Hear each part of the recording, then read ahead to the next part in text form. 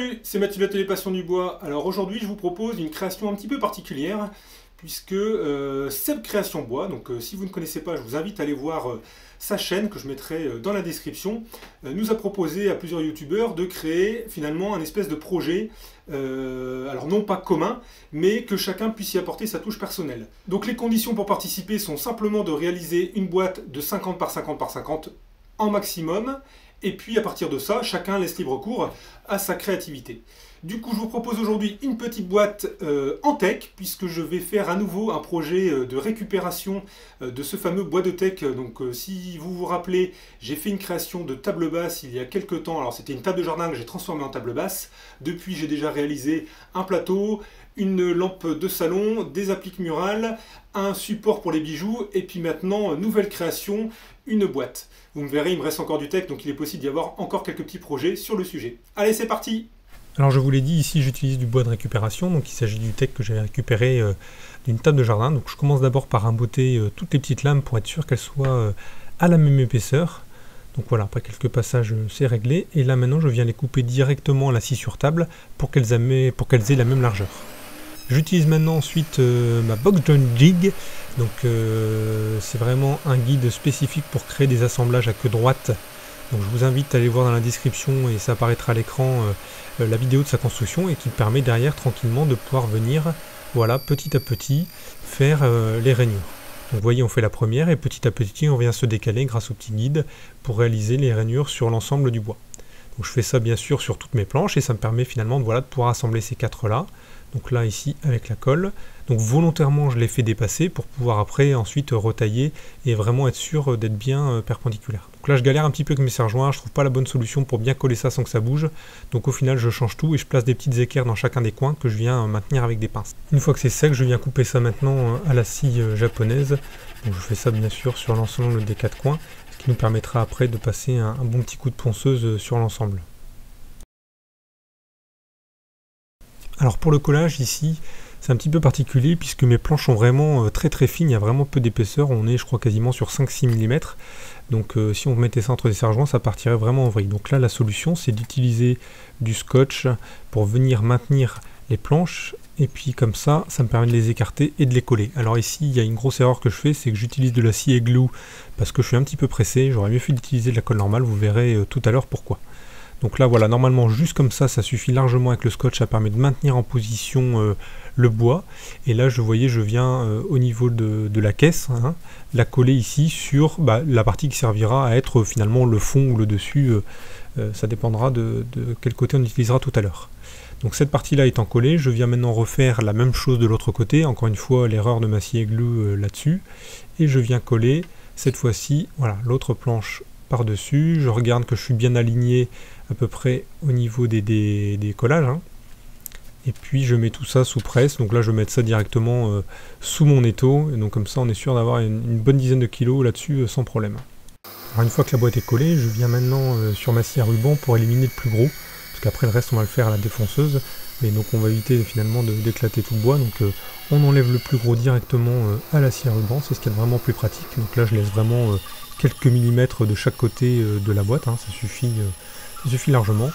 J'attaque maintenant le ponçage, le but c'est vraiment d'avoir une surface de référence bien plane avant d'arriver avec la caisse sur la défonceuse sous table, parce qu'il faut vraiment qu'on soit vraiment bien plan pour qu'on se retrouve finalement avec des arêtes découpées bien perpendiculaires par rapport à la structure de la caisse. Donc là ici voilà, j'arrive près de ma fraise, donc j'essaie de ne pas commencer au départ, je rentre tout doucement et puis j'avance. Donc on a vraiment le roulement lui qui est mis pour rouler contre la caisse, et puis vous voyez en bas là, ça taille sur la partie dessous pour être vraiment...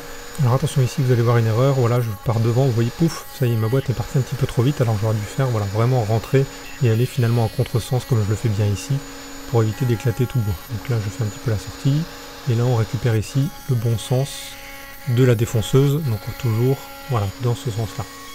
Hop, je refais un petit peu pareil, encore une fois les extrémités, et puis c'est parti pour tout le tour de la table. Alors attention ici, maintenant vous allez voir sur la prochaine phase, j'ai pouf, un morceau bob, tac, ça y est, voilà, qui vient de sauter, je regarde, et on voit que j'ai un trou juste en dessous, donc on y reviendra juste après. Alors décidément c'est un projet maudit, vous avez vu tout à l'heure, il y a un éclat qui a sauté quand je suis passé avec la fraise à affleurer. Et j'ai pu retrouver, et bah donc c'est pareil, hein, on va recoller ça ni vu ni connu.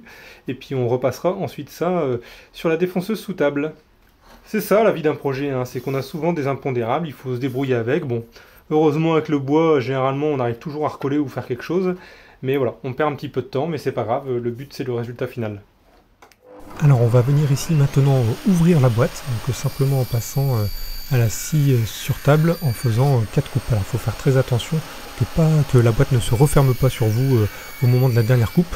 Donc soit vous mettez des petits taquets pour garder et correspondre à l'épaisseur de votre lame, ou soit vous faites attention comme moi et vous allez regarder là juste en haut, je prends avec mes doigts et j'essaye de bien écarter justement l'ouverture là-haut pour être sûr de récupérer voilà, de chaque côté les deux parties. Alors, on l'a vu tout à l'heure, la boîte on l'a coupée en deux à la scie sous table, scie sur table.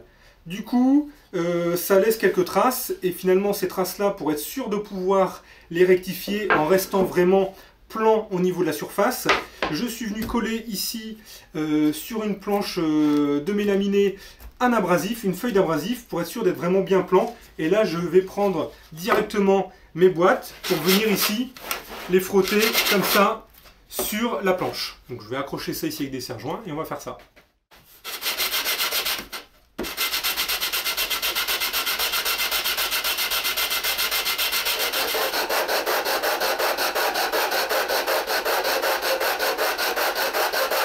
Alors ici l'inconvénient de faire les boîtes de cette manière, mais bon c'est la manière dans laquelle on fait, une fois qu'on a collé la boîte ensemble, c'est qu'on ne peut pas nettoyer les traces de colle au fur et à mesure. Du coup, une fois que la boîte est ouverte, on doit maintenant venir racler. Alors du coup, j'utilise un racloir, les traces de colle qui sont à l'intérieur et dans les coins, pour pouvoir avoir quelque chose de propre après au résultat final. Bon, sur internet, on vous montre toujours tout ce qui va bien. Et écoutez, moi je vous montre vraiment la réalité. Et vous voyez, j'ai eu un petit souci. J'avais collé ça à la scie glue parce que j'étais pressé.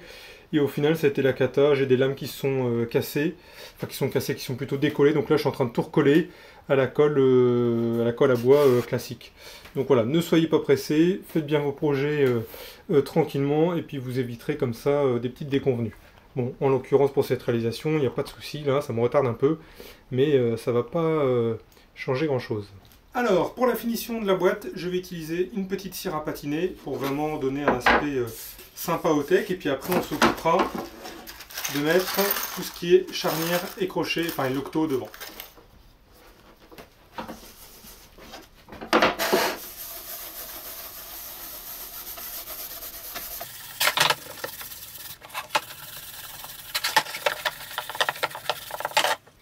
Regardez, ciré, non ciré, ça fait tout de suite vraiment ressortir le veinage du bois, c'est vraiment très sympa. Alors on va maintenant monter la quincaillerie sur la boîte, donc là en l'occurrence les charnières, donc c'est des charnières qui sont en laiton avec des toutes petites vis en laiton. Donc là je viens de positionner une première charnière et la petite astuce c'est d'utiliser, alors là vous ne le verrez pas parce qu'elles sont jaunes aussi, mais c'est des vis classiques à bois, pour éviter de déformer les vis en laiton qui sont très fragiles et un métal plutôt mou. Donc on va vraiment faire le pas de vis ici et le trou avec des vis classiques, et puis après on pourra vraiment venir définitivement serrer celle-ci, ça évitera derrière de tout abîmer. Donc là j'ai fait quelques petits pré-trous vraiment juste avec une pointe de forêt pour pouvoir tester, et je vais ici maintenant simplement créer voilà, le chemin comme je peux à la main.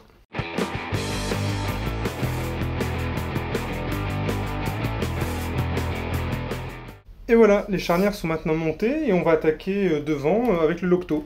Alors là, c'est pas très pratique, hein. Il faut clouer la partie Locto. Et sur une boîte comme ça, la paroi est super fine, donc du coup, il faut que je me mette vraiment un support en dessous. On va essayer de faire ça, mais c'est pas évident.